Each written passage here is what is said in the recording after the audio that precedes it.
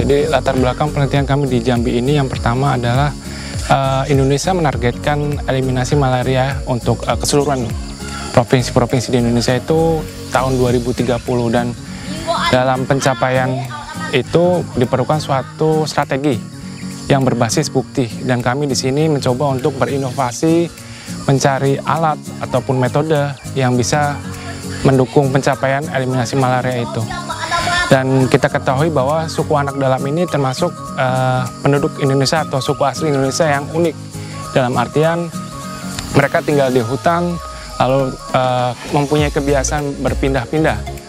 Nah, pemerintah sudah mencanangkan kelambunisasi dan juga IRS atau insektisidal residual spray yang sudah dilaksanakan di berbagai provinsi, namun dalam pelaksanaannya banyak sekali kendala-kendala sehingga penurunan malaria atau kasus malaria itu tidak terlalu signifikan.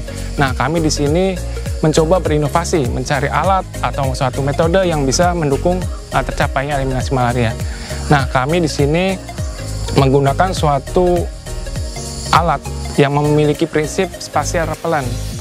Spatial repellent ini memiliki definisi yang dimana alat ini bisa mengusir nyamuk dengan radius tertentu, sehingga dengan adanya daya usir itu nyamuk tidak bisa kontak dengan manusia. Kalau tidak bisa kontak dengan manusia, otomatis tidak akan terjadi penularan malaria.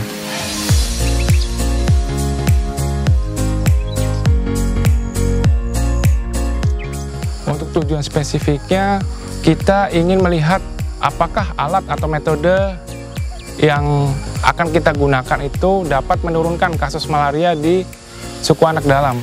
Nah, untuk suku anak dalam ini kemungkinan terbesarnya adalah terjadi penularan malaria di luar rumah.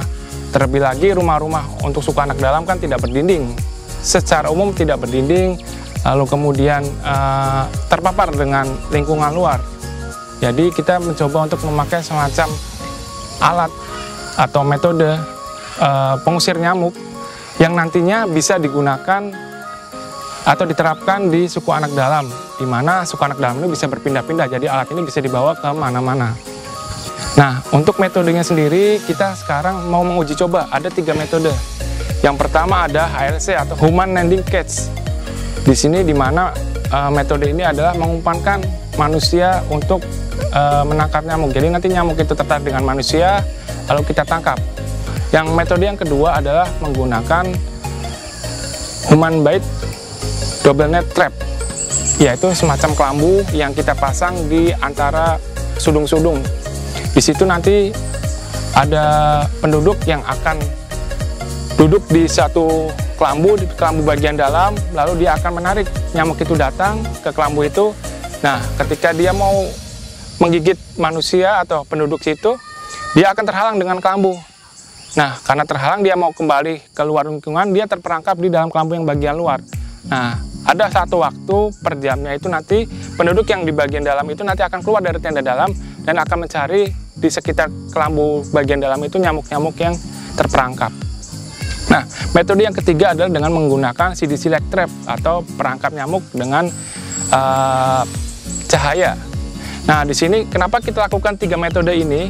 Kita mau melihat mana yang paling cocok atau ideal digunakan di suku anak dalam melihat jumlah nyamuk gitu.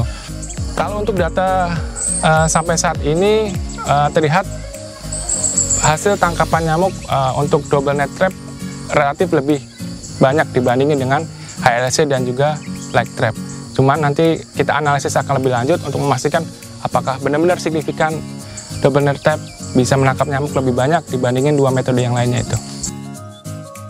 Dalam kegiatan penelitian ini kami bekerja sama dengan beberapa instansi, salah satunya adalah Dinas Kesehatan, lalu dengan Dinas Provinsi, dan juga teman-teman warsi yang memang tahu lokasi-lokasi dan juga bisa berkomunikasi dengan suku anak dalam ini.